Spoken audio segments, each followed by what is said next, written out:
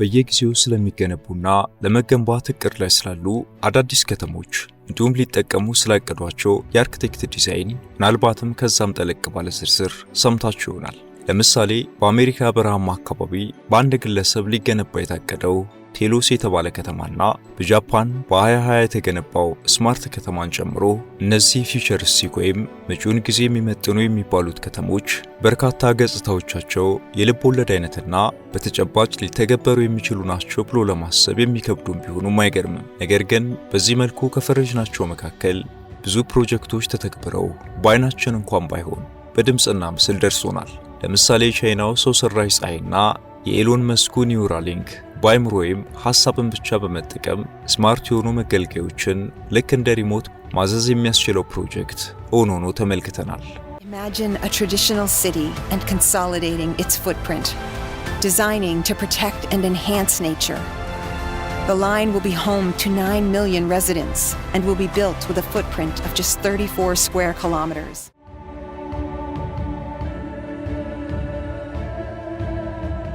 ሰላምና ጤና የምንመኝላችሁ ውድ ቤተሰቦቻችን ለዛሬ ከወደ ሳውዲ አረቢያ የተሰማውና የዓለም ሕዝብን በአንድ ድምፅ አጃይብ ያስባለ ፕሮጀክት ልናወጋችሁ ወደድን። በርካቶች በውን ሳይሆን ይሄማ ልብ ወለድ አሊያም የሳይንስ ፊክሽን ፊልሞች ላይ የምንመለከተው የምናብ ፈጠራ ነው እስኪሉ ለማመን የተቸገሩበትና $1 ትሪሊየን ወጪ ተደርጎበት እየተገነባ ስለሚገኝ አዲስ ስማርት ከተማ የዛሬው ተረካችን መቆያ ነው።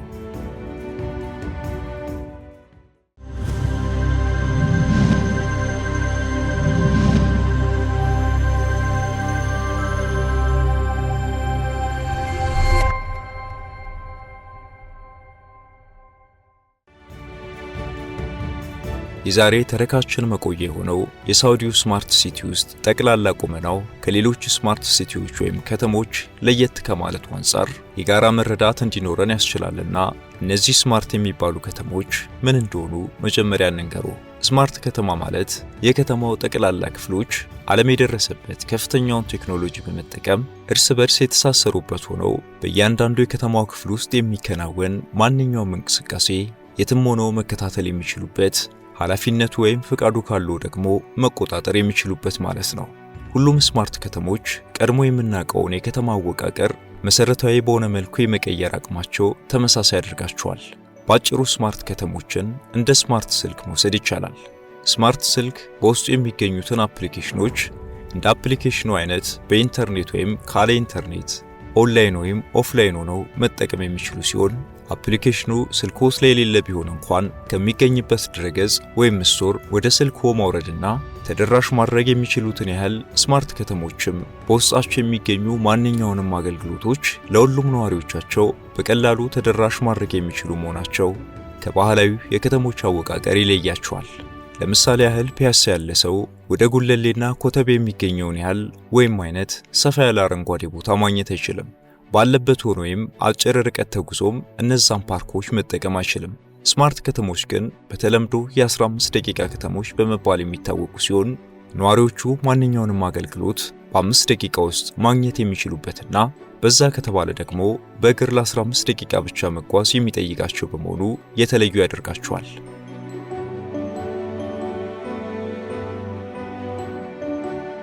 ሌላው የስማርት ከተሞች መገለጫ የአካባቢ ብክለት ከሚያመጡ ግብዓቶች ነፃ መሆናቸውና በፀሐይና በኤሌክትሪክ ኃይል ምንጭ በመጠቀም ከእግር ጉዞ ያለፈ ርቀት በሚኖርበት ጊዜ አገልግሎት የሚሰጡባቸው ከተሞች ናቸው። ይህ ደግሞ ብክለትን መቀነስ ብቻ ሳይሆን ኃይል በመቆጠብ ተወዳዳሪ የለውም። እንዲሁም ሁሉም አገልግሎቶች የሚቀባበሉና ግንባታዎች መጠናቸውን ወደ ጎን በመስፋት የሚገዝፉ ሳይሆን ወደ ላይ ወይም ሽቅብ በማደግ ላይ የተመሰረቱ በመሆኑ የቦታ ብክነትን እጅግ ይቀንሳሉ። እነዚህ ከዜሮ ተነስተው ሰዎች እንዲከትሙባቸው የሚደረጉ ወይም በምድረ በዳ ጭልጥ ባለ በረሃ የሚገነቡ ስማርት ከተሞች የፍጆታ አቅርቦት ምንጭና የዘላቂነት ዕጣ ፋንታ ብዙዎችን ሲያወዛግብ የሚሰማ ሲሆን ብዙ ጊዜ ላብነት የምትነሳው ብራዚሊያ የተባለችው በሚያጎራብቷት የመኖሪያ አካባቢዎች ተለይታ የገዘፈች በመሆኗ ሌሎቹን ያኮሰሰ ተጽዕኖ ፈጥራለች የሚሉ ሲሆን የፊውቸሪስቲክ ከተሞች የዲዛይን ባለሙያዎች ግን በሐሳቡ አይስማሙም። እንደነዚህ ባለሙያዎች አስተያየት ችግሩ ያለው የቀደሙት ከተሞች የተከተሉት ዲዛይን እንጂ የአዲሶቹ ከተሞች አይደለም። እነዚህ ስማርት ከተሞች በማንኛውም መልኩ ቀጣይና ብዙ የሆኑ ፍጆታዎች እንዲኖሩ ታቅደው የሚሰሩና ያንንም ለማስቻል ብቁ የሆነ ግብዓትና መጠበብ የወጣባቸው ናቸው። ለዚህም ማሳያ ይሆናል ያሉት ግን አሁንም ብዙዎችን ማወዛገቡን የቀጠለው የሳውዲ አረቢያው ዘላይን ወይም መስመሩ የተሰኘውና በአካላዊ መጠኑም ሆነ በውስጡ ይኖሩታል የተባሉት ይዘቶች ከዚህ ቀደም ከሰማናቸው ሁሉ የተለየውን ፕሮጀክቶች ይጠቅሳሉ። ለመሆኑ ይህ ዘላይን የተሰኘው ተግባራዊ እንቅስቃሴውን በ2021 የጀመረው የሳውዲ አረቢያ ፕሮጀክት ምንድን ነው? ልዩ ያደርገዋል የተባለው ጉዳይስ ምንድን ነው?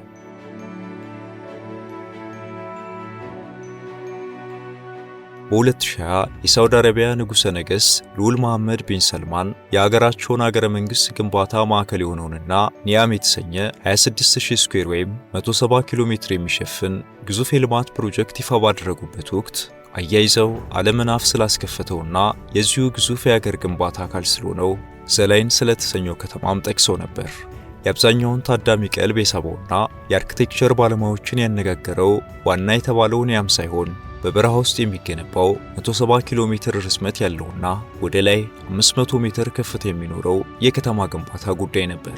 ይህ እንደ ስሙ ቀጥ ባለ መስመር የሚገነባው ከተማ ለተለያዩ አስተያየቶች የተመቸ ሲሆን አንዳንዶቹ በሳይንሳዊ ልቦለድ ውስጥ ያለ ድርሰት ሲሉት፣ ሌሎቹ ደግሞ ዜጎችን ውስን በሆነ አካባቢ ታፍነው እንዲቆዩ የሚያደርግ ብለው ቅሬታቸውን ያሰማሉ። የተቀሩት ደግሞ መጻኢውን የአርኪቴክቸር አቅጣጫ ያመላክተና የነበረውን የከተሞች ምስረታ ባህል ቆም ብለን እንድናስብ የሚያስገድድ የአእምሮ ልዕቀት የታየበት ብለውታል። በባለሙያዎቹ አስተያየት ከተሞቹ በህንፃዎች ብዛትና የሚያምር አቀማመጥ በዘለለ የነዋሪዎቻቸውን መሰረታዊ ማህበራዊ ፍላጎቶች ያሟሉ መሆን አለባቸው። ለምሳሌ በዓለም ካሉ ታላላቅ ከተሞች ከሚቀርቡ አገልግሎቶች ነዋሪዎች ፍትሃዊ በሆነ መልኩ ተጠቃሚ አይደሉም። ለምሳሌ 40 በመቶ የሚሆነው የለንደን ከተማ ነዋሪ ለጤና ተስማሚና ትኩስ የሆኑ የአትክልትና ፍራፍሬዎችን አያገኝም። እንዲሁም ዝቅተኛ የገቢ መጠን ካላቸው የለንደን ነዋሪዎች ውስጥ 30 በመቶ የሚሆነው ቤት አልባ ነው። ፊውቸሪስቲክ ከተሞች ደግሞ ይህንንም የተደራሽነት ክፍተት የሚሞሉ ናቸው ይላሉ። ወደ ሳውዲ አረቢያው ዘላይን የተሰኘው ፊውቸሪስቲክ መጻኢ ስማርት ከተማ ፕሮጀክት ስንመጣ ደግሞ ከላይ የጠቀስናቸውን ክፍተቶች ከመሙላት አልፎ ብዙ ወደ መሬት ሊወርዱ የሚችሉ የማይመስሉ እቅዶችን አካቷል። ይህ መሬት ላይ ያለው የመሰረተ ግንባታው በ2021 መጀመሩን ከዓመት በላይ በልዑሉ መሐመድ ቢን ሰልማን በ2022 ይፋ የተደረገው ፕሮጀክት እንደ ስሙ የመስመር ቅርጽ ያለው ሆኖ ከግራና ከቀኝ በ200 ሜትር ርቀት ላይ የሚገነቡና ወደ ላይ 500 ሜትር ርዝመት ባላቸው እንዲሁም በቀይ ባህር ሰሜን በኩል በሚገኘው በረሃ 170 ኪሎ ሜትር ርዝመት ባላቸው ግንቦች መሃል የሚገነባ ስማርት ከተማ ነው። ይህ በሁለት ግዙፍ ግንቦች መሃል የሚገነባውና ቀጥ ያለ መስመርን ተከትሎ 170 ኪሎ ሜትር የሚዘረጋው የበረሃ ዘንዶ የመሰለ ግንባታ በዓለም ላይ እስካሁን የሚወዳደሩ የሌለና ምናልባትም ከግብጽ ፒራሚዶች እኩል ታሪካዊ እሴት ይኖረዋል ተብሎለታል። ግራና ቀኝ የሚገነቡት ግዙፍና እውነተኛ ሰማይ ጠቀስ ግድግዳዎች በመስታወት ይገነባሉ መባሉ በፕሮጀክቱ የዕድሜ ቆይታ ወይም ዘላቂነት ዙሪያ ጥያቄዎችን ማስነሳቱ አልቀረም። የሆነ ሆኖ ወደ ስማርት ሲቲዋ ነዋሪዎችን መቀበል የሚጀምረው በ2030 ሲሆን ለፕሮጀክቱ የተመደበው ገንዘብ $1 ትሪሊየን ነው። ፕሮጀክቱ ሊያጋጥሙት ይችላሉ ተብለው ከታሰቡና በበረሃ ውስጥ የሚደረጉ ግንባታዎችን የሚገጥሙ ተግዳሮቶች አንጻር ፕሮጀክቱ ከ500 ቢሊዮን እስከ $1 ትሪሊየን እንዲመደብለት አድርጓል።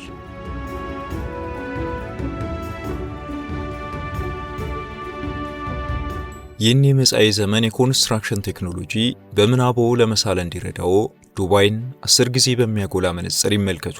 አሁንም ቢሆን ግን ሙሉ ስዕሉን ማግኘት አይችሉም። ይህ 9 ሚሊዮን ለሚሆን ነዋሪ መኖሪያነት ታስቦ የሚገነባው ከተማ በተቀራረበ መልኩ ለመገመት ዘ ጄትሰንስ የተባለውን ሳይንሳዊ ልቦለድ ፊልም ቢመለከቱ የተሻለ ይሆናል። ልክ እንደ ፊልሙ የዚህ ስማርት ከተማ ግንባታ በሌላው ዓለም ከምድር ውጭ ስለሆነ ግንባታ የሚያወራ እንጂ ምድራችን ላይ ሊተገበር የታቀደ አይመስልም። አስገራሚው ነገር የከተማው ጎዳናዎች ወይም የአስፋልት መንገዶች አይኖሩትም። ጭስ የሚያወጣ ምንም አይነት መገልገያም አይኖርም። በከተማው በቤት ሰራተኝነት የሚያገለግሉ የሮቦት አገልጋዮች የሚኖሩት ሲሆን ለመጓጓዣነት የሚያገለግሉ ደግሞ መብረር የሚችሉ መኪኖች እንደሆኑ ታውቋል። ይህ ብቻ አይደለም፣ ከተማዋ ሰው ሰራሽ ጨረቃም ይኖራታል ተብሏል። አዎ፣ በትክክል የሰሙት ሰው ሰራሽ ጨረቃ የዚህች ውድ ከተማ አንዱ ፕሮጀክት ነው። ሰው ሰራሽ ጨረቃ ከሳውዲ ኒያም ፕሮጀክት አንዱ ሲሆን ተወዳዳሪ የማይገኝለት ግዝፈትና የቴክኖሎጂ ጥበብ የታጨቀበት ፕሮጀክትም ነው። ከዚህ በተጨማሪ አብሮ የተጀመሩ ሌሎች 4 የሀገር ግንባታ ፕሮጀክቶችም አሉ። እነዚህ ፕሮጀክቶች ወይም የልማት እንቅስቃሴዎች ሁሉም ራሳቸውን ችለው የሚገነቡ ሲሆን እንዲያውም በአገር ውስጥ ያለ ሌላ ሀገር እየተባሉም ይጠራሉ። የዋናው ኒያም ፕሮጀክት አካል እንደመሆናቸው ነዋሪዎቹ የሳውዲ ዜጎች ወይም ሳውዲ ሳይሆን የሚባሉት ኒያማይትስ ወይም የኒያም ዜጋ ይባላሉም ነው የተባለው። ከነዚህ ተጨማሪ 3 እህት ግንባታዎች ይልቅ ግን አሁንም ድረስ መላው ዓለምን አነጋጋሪ ሆኖ የቀጠለው ግዙፉ ዘላይን ነው። አሁን ላይ በርካቶች ከዘላይን ጋር በተያያዘ የሚያነሱት ጥያቄ እንዴት ይሰራል ወይም መቼ ይጠናቀቃል የሚል መሆኑ ቀርቶ ለምን የሚል ሆኗል። ይህን የመሰለ መስመር የሚመስልና ሰማይ ጠቀስ በሆኑ 2 ግንቦች የታጠረ ከተማ መገንባት ለምን አስፈለገ? ጭልጥ ባለ በረሃ ውስጥ አዲስ ከተማ ለምን አስፈለገ? በዚህ ያለ ፕሮጀክት ላይስ ይህን ያህል ሀብት ማፍሰስ ለምን የሚሉትን የመሳሰሉ ጥያቄዎች እየተነሱ ይገኛሉ። ይህን ጥያቄ ተከትሎ ከሚነሱት መላምቶች መካከል ሳውዲ አረቢያ ዓለም አቀፍ ገጽታዋን በአዲስ ለመገንባት ጥረት ስታደርግ መቆየቷን በማንሳትና እንዲሁም የነዳጅ ሀብት ላይ ጥገኛ የነበረ ኢኮኖሚ እንዳላት በማስታወስ ምናልባትም የነዳጅ ክምችቷ በትንሽ የሚቆጠሩ ዓመታት ነው የቀረው ከመባሏ ጋር በተያያዘ ሊሆን ይችላል የሚለው ጎልቶ ይደመጣል። ነገር ግን ሳውዲ አረቢያ ድህረ ነዳጅ ምጣኔ ሀብት የሚል መሪ ቃል በተመለከተ የተባበሩት አረብ ኤሚሬትስን እንደ ምሳሌ የሚቆጥር እንቅስቃሴ ጀምራለች። በዚህ ውስጥ ከተካተቱት ውስጥ ደግሞ ዳቦ በሰማይ አይነት ሜጋ ግዙፍ ፕሮጀክት ይገኙበታል። እነዚህ ሁሉ ታዲያ ሳውዲ አረቢያ ራዕይ 2030 ያለችውና በተባለው ዓመት መጨረሻ ሳውዲ አረቢያ ከምናውቃት ፍጹም የተለየ ትሆናለች የሚለው ራዕይ አካል ነው። በዚህ ራዕይ መሰረት ሳውዲ አረቢያ ከነዳጅ ጥገኝነት ሙሉ በሙሉ የምትላቀቅ ሲሆን ከሌሎቹ በርካታ የኢኮኖሚ አማራጮች መሃል ደግሞ የሪል ስቴት ዘርፍ አንዱ አካል ነው።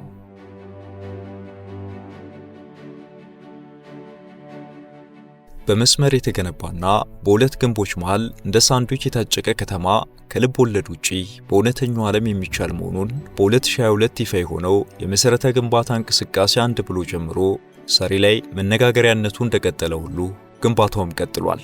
እነዚህ ግንባታዎች በታሪክ ከሚታወቁት ሁሉ ግዙፍ ሲሆኑ ሁለቱ ግድግዳዎቹ ብዙ ክብደት እንዳይኖራቸው ከመስታወት የተሰሩ ሆነው በመሃላቸው ባለው 200 ሜትር ስፋት ውስጥ ከተማው ይገነባል ማለት ነው። በምድር ላይ የሚኖረው ብቸኛው የመጓጓዣ ዘዴ ደግሞ ሀዲድ ሲሆን ከጫፍ እስከ ጫፍ የሚዘረጋና ነዋሪዎችን በቀላሉ የሚያገናኝ በመሆኑ የመኪናንም ሆነ የጎዳናዎችን አስፈላጊነት የሚያስቀር ነው። ቤቶች፣ መዝናኛ ፓርኮች፣ ትምህርት ቤቶችና ቢሮዎች ሁሉም እንደርከን አንዱ በሌላው ላይ ተደራርበው የሚሰሩ ሲሆን ማንኛውም ማህበራዊ አገልግሎት በሁሉም ነዋሪዎች በ5 ደቂቃ ርቀት ውስጥ ተደራሽ ይሆናል።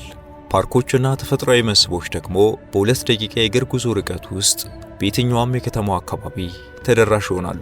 ኒያም በተባለው የልማት እቅድ ላይ እንደተገለጸው ከተማዋ ሙሉ በሙሉ ታዳሽ በሆኑ የኃይል ምንጮች የምትጠቀም ሲሆን 200 ሜትር ብቻ ስፋት ያለው የከተማዋ ይዞታ 95 በመቶ የሚሆነው ክፍል ምንም አይነት ለውጥ ሳይደረግበት እንደነበረ እንዲቆይ የሚደረግ መሆኑ ታውቋል። ይህ ደግሞ ዘመናዊ ከሚባሉትና የነበረውን እንዳልነበር የሚደረግ የግንባታ ስልት ከሚጠቀሙ ከተሞች ፍጹም ተቃራኒ የሚያደርገው መገለጫ ይሆናል ማለት ነው።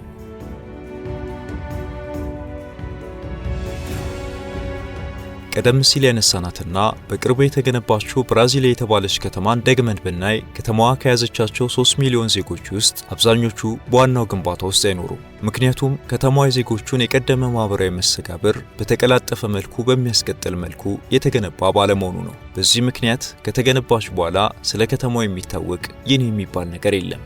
ዘላይን የተባለውና ነዋሪዎችን በ2030 መቀበል የሚጀምረው ስማርት ከተማ ላይ ለሚነሱ ለምን ለሚሉ ጥያቄዎች መልሱ ከላይ ያነሳናቸው ነጥቦች ምላሽ ሰጪ ቢሆኑም እያንዳንዱ መልስ አዲስ ጥያቄ ማስነሳቱን ቀጥሏል። እንዴት ካለ መንገድና ካለ መኪና መኖር ይቻላል? የምትፈልገውን ሁሉ በ5 ደቂቃ ጉዞ ውስጥ የምታገኝ እንኳን ቢሆን ቀድሞ በታቀደ ውስን በሆነ አካባቢ መኖርስ ተገቢ ነው? ከተፈጥሮ ጋር ግንኙነት ሳይሆን ምን አይነት ኑሮ ይኖራል? የሚሉና የመሳሰሉት ሰዋዊ የሆኑና ስጋት መሰል ሀሳቦች እየተነሱ ይገኛሉ።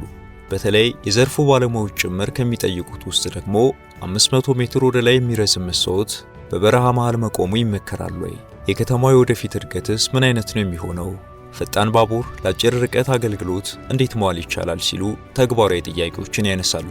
ምናልባትም ርምት የሚያስፈልጋቸውን አገልግሎቱ ከተጀመረ በኋላ ማስተካከል የሚቻል በመሆኑ ቆይቶ ማየቱ ተገቢ ነው የሚለው ገዢ ሐሳብ ጎልቶ እየተሰማ ሲሆን ፕሮጀክቱን ተግባራዊ ለማድረግ አዳዲስ የፈጠራ ሐሳቦችና ቴክኖሎጂዎች ጥቅም ላይ የመዋላቸውን ያህል የተጠናቀቀውን ፕሮጀክት ዘላቂነት የሚያረጋግጥ የፈጠራ ሐሳብና ውጤት ይጠፋል ብለን አናስብም ባዮች ደግሞ የሳውዲው ልዑል መሐመድ ቢን ሰልማን ያንን ያህል ጥሬ ብር እሳቱ ውስጥ ይጨምራሉ ብሎ ማሰብ የዋህነት ነው ሲሉም ይሞግታሉ።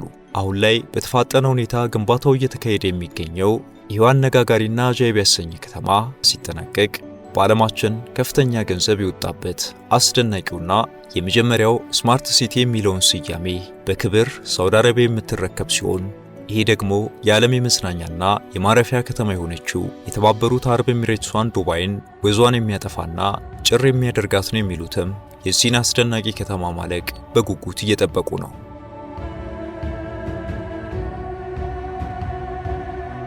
ውድ ቤተሰቦቻችን በሳውዲ አረቢያ እየተገነባ የሚገኘውና ከፍተኛ በጀት የተያዘለት የዓለማችን አስደናቂ ስማርት ከተማ ያጋራናችሁ መረጃ ይህን ይመስል ነበር። እንደተለመደው እናንተ ቤተሰቦቻችን በቻናላችን ቢቀርብልን የምትሉትን በኮሜንት ማስቀመጫው እንድታሳውቁን እንዲሁም የተሻለ ስራዎችን ይዘን እንድንቀርብ ሰብስክራይብ እና ሼር በማድረግ ይህ ቻናል ሌሎችም ጋር እንዲደርስ እንድታደርጉልን በአክብሮት እንጠይቃለን። ሰናይ ጊዜ